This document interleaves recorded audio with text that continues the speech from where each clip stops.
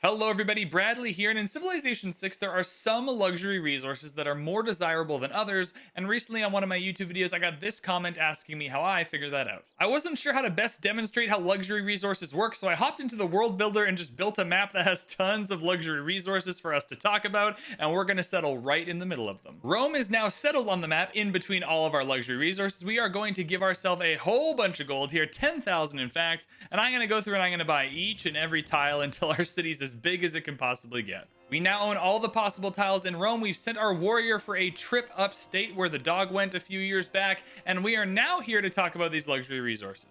Do you want a sneak peek into my actual favorite luxury resource?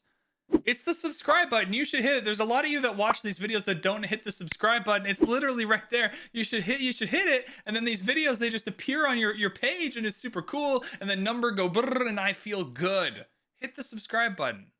The first thing to talk about is just simply how luxury resources work in general. I'm sure a lot of you will already know at least parts of this, but understanding how they work is critical to understanding what makes some better than others. Fundamentally, on a very macro level, all of these luxury resources, whether it's diamonds or ivory or salt, whatever it is, they are going to be doing very similar things for your empire behind the scenes. They are all worth the same amount of amenities. There's going to be 4 of them on your continent, right? You're going to be able to trade them to the AI. You're going to be able to buy the AI's duplicates. All of that stuff works roughly the same regardless of which luxury resource you are working, right? It's not like honey is worth more amenities to your empire than dyes is, for instance. Now that we understand that at least a very, very high macro level, that all of these luxuries are doing the same thing, we need to dig a little bit deeper to find out why we prefer some over others. The first thing to understand when it comes to that is that these luxury resources are unmovable. There's one hero in the game that can kind of move resources around if you're interested in that, but mostly when you load into a game of Civilization 6,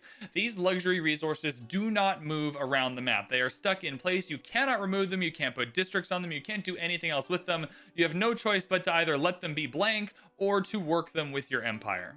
This obviously can create a bit of a problem. Let's say this salt here is right where I want to put a district. Well, I can't do that, right? Let's say I'm trying to settle a city way over here and there's lots of luxury resources in the way of what I want to do. Well, then I can't do that either, right? And so if a luxury resource is going to be permanently pinned to a tile, I need to get some value out of it to make that worth it for my empire.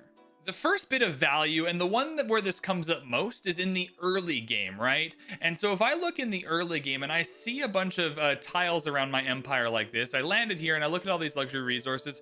Which resources do you think I'm going to enjoy the most? They're the ones that are going to give me the best yields early on, right? If I go into the tiles my empire is working here, I could work this 2-1-2 tile, this 2-1-1 tile if I wanted to, or I could go and work this 2-3-1 tile. Which tile are you going to want to work, right? The luxuries are very similar in the sense that they're both luxury resources. One of them just happens to give me much more than another one.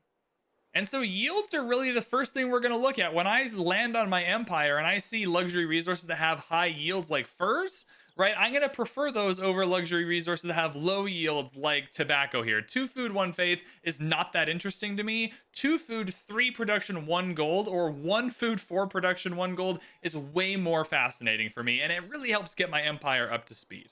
For this example, I also wanted to show off that terrain can make a big difference, right? So you might be new to Civ and you're loading into games and you're like, hey, I swear the last time I loaded in furs, it was a 2 food, 3 production, 1 gold tile. What's different? Well, the difference here is that this furs that's missing 1 production isn't on hills anymore, right? This furs is on the hills. This one is not, and so it's losing that 1 production. And so sometimes luxury resources can spawn on multiple tile types, and that will affect the yields that you are getting from them. So that's why if you're seeing luxury resources that have different yields, that's what's happening. The follow-up to the yields is a very interesting one, because if I have this furs tile and it's really high yields, I'm really digging this furs, right? Well, there can only be 4 luxury resources on my continent, which means I'm going to be getting more of these furs. And so not only am I happy to see furs here, I know that there's more than likely going to be more furs on the map as I expand on my continent. Whereas if I come and see this tobacco tile, right, it's like, oh man, like I can settle here, I can work the early tobacco, it's something to trade. But if I have to find 5 or 6 more tobacco over the course of my empire, 5 or 6 tobacco versus 5 or 6 furs, I'm missing out on a lot of yields by not having those furs instead.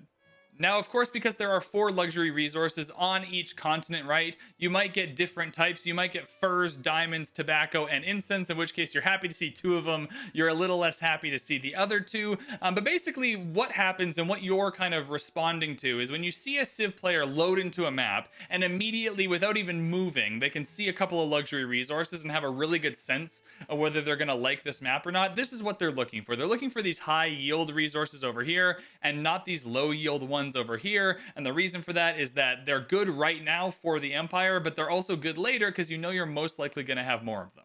This obviously doesn't apply to a continent split. If you split on or you settle on a continent split, you're going to have kind of 8 available luxuries in a lot of games. And at that point, when you have 8 available luxuries, there are so many available, you're more than likely going to have a couple of the good ones. But we're responding pretty early on to yields and knowing that there'll be more of that one with the high yields.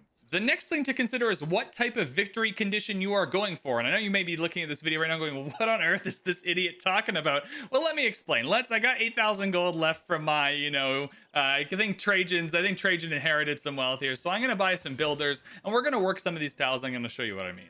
To work all these tiles, I'm going to have to give myself kind of all of the first scientific-y boys over here. So let's do that. And then let's click this a bunch of times. And did that give me what I needed? I think that gave me everything I needed. It sure did. Huzzah. So remember earlier when I said, oh man, I really don't like tobacco? In most games, I don't want to see tobacco. I'd rather have furs, diamonds, or ivory. However, let's say I know I'm going for a culture game, right? And I load into the map and I see tobacco, I see cotton, I see incense. I see a lot of these luxuries that require plantations. So the next thing I want to talk about is what you are putting on top of these, right? If I'm putting a plantation on top of my tobacco here, I'm going to be getting gold, which is super cool. So I'm going to be getting gold. Oh my goodness. That's what I get. Okay, so I got gold on this tile here, right? This still isn't the best tile, but it's a little bit better. However, all these tiles are going to get a little bit better once you use a builder on them. However, if I load into my whole continent as only resources that require a plantation here, well, now all of a sudden the pantheon that gives me culture per plantation is all of a sudden opened up. If I have 6 tobacco, a bunch of cotton in my empire, that's 6, 7, 8, 9, 10 culture that is now accessible to me through pantheons, right? And so in that case, if tobacco is paired with other plantation using luxuries, then I might be able to make a strategy there that makes tobacco a little bit better for me later on. Similarly, if I'm going for a culture game or I'm going for a game where I want to build lots of preserves or those types of things, maybe seeing some of the mining ones really sucks because mines will negate appeal on a tile. So if I take a look at the appeal of this tile right here, this tile has a -1 appeal. If I put this mine down and I go back here, this tile is now red with -2 appeal. So if I'm trying to utilize appeal early on, then a mine isn't very good. I'd rather have the camps from the furs maybe, or from the ivory. That might be better for me. And so sometimes seeing the mine or the quarry ones like gypsum cannot be what I'm going for if you're going for a culture victory from turn 1. And so in those types of games, I might value diamonds or gypsum a little bit less because I have to use a mine or a quarry on them when I otherwise wouldn't want to. Next up, let's head to furs, which is going to use a camp. Now, I think this is the best setup here. If you've got these like already high food, high production tiles that you just add gold with a camp on top of. But the camps are super helpful. They're not going to impact my appeal in any way. They're going to allow me to build a pretty good Temple of Artemis in a lot of games. But also there's a camp pantheon that gives you food and production on camps. And so if you load into your game and you see honey, furs, and ivory on the same continent, like within your empire, then all of a sudden you're like, oh man, the strategy really start to churn in your head there. Well, I'm not going to be able to go over every single, strategy I can think of in this video when it comes to luxury resources and what kind of improvement you're putting on top of them. I hope that was a good enough example of how just kind of seeing which improvements go on which tiles can be super helpful. Sometimes you're super stoked about mines, sometimes you're super stoked about plantations, sometimes you're super stoked about camps, and having a lot of the same type of resource that takes the same type of improvement on your continent can be super helpful even if the initial yields of that resource aren't the best. I wanted to put a deer on this map just to show you how bonus resources work as well. In this strategy with the furs and the ivory, right, or the honey, we're putting down lots of camps. We're going for a camp strategy. I'm getting a lot of yields here. Well, I see this deer, and this deer can be super helpful too, right? So sometimes you spawn, and it's not luxuries you're looking at, it's bonus resources. And you can put a camp down. You can add that from your pantheon. That's going to be great. The biggest difference is why I think people are a little more hung up on the luxury resources is that you can remove this, right? So if you load in and like you want to use this deer for a little bit, you put the camp down, you get the camp pantheon, it works for the first 100 turns, you're getting that food, you're getting that production, and then you're like, oh man, you know what, I would rather put an encampment on this tile later, right? I can just get rid of the deer, right? It's super easy and super versatile in that way. Same with the bananas and the plantation. You put the plantation down, you're collecting the culture, and then all of a sudden at turn 150, there's something better to do with that tile. Well, you can still do something better with that tile later. Whereas the luxuries, you're super locked in, which is why people, I think, have stronger opinions towards the luxuries that spawn near them than not. Another thing to consider with your luxury resources is whether or not you feel okay settling on them. I see a lot of people confused with this as well. They'll come into my stream and ask, why are you settling on some luxury resources and not others? Well, now that I've shown you how builders kind of work with improvements on luxuries, if you take a look at this diamonds here, I could settle on this diamonds tile, right? So I get 1 food, 2 production, and 3 gold. Right, and if I put a mine on this, I'm going to get even more production, which is super helpful. Now, if I'm in a game where I don't want mines, like the culture example I talked about, maybe I settle on the diamonds here. However, what I am doing is I'm kind of preventing myself from getting those yields because this is a good tile to work anyways. This tile is a tile I don't want to work anyways. If I settle in place, I am working all of these tiles before I'm ever working this tobacco tile because the yields are low. So what I might want to do instead is move on over. Hello, Canada. Move on over here and settle on the tobacco, and that way I'm still getting the yields from the tobacco. The tobacco doesn't go anywhere, it is still there, I can still trade it, right? So I'm getting all the yields of the tobacco while not missing the opportunity to get the really good yields from these higher yield tiles here. Just to prove my point, I'm coming to trade with Canada. I can trade him the tobacco, he would love to have it, but I would like to smoke, so I'm keeping it. And I think this is a pretty good dividing line on where people think the luxuries kind of are on a tier list. All of the low yield ones, the ones I don't like incense or tobacco, cotton's pretty good in this case, but these kind of lower yield ones, this salt is pretty bad, right? These ones here, I kind of want to settle on them. I don't really want to use a builder charge on them. I don't really want the low yields from them. If I can put them in my city center though, that's totally worth it. And then I can use my population to work these higher yield tiles around the city. Now, I hope it's painfully obvious if you're watching that if I can't put a district down on this mine tile here, this diamonds tile, that kind of sucks. But like, look at the yields I'm getting in return. It's not terrible.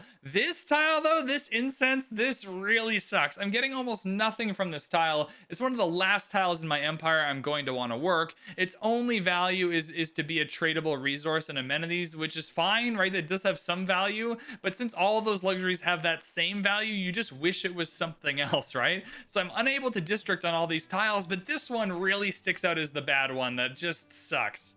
And I hope through all of that you now have a basic understanding about which luxury resources I value more than others. Sometimes it does come down to strategy. Be aware of those plantation strategies when you see them. Be aware of those camp strategies when you see them. Use the mine strategy with diamonds to build some cool industrial zones if you'd like. However, it's also mostly based on yields, right? If the luxury resources are going to be taking up a portion of the map that I can't choose what goes there after that point, then I want them to be giving me high value. And to me, high value is typically higher yields. And since there can only be 4 resources on a continent, I know I'm going to be seeing more of that resource. So if it's a higher yield resource, not only am I seeing it once, I'm seeing it multiple times. And that's basically what it comes down to. I like seeing higher yield resources. I can do more with them early on. I can do more with them later in the game. The lower yield ones, I typically can't.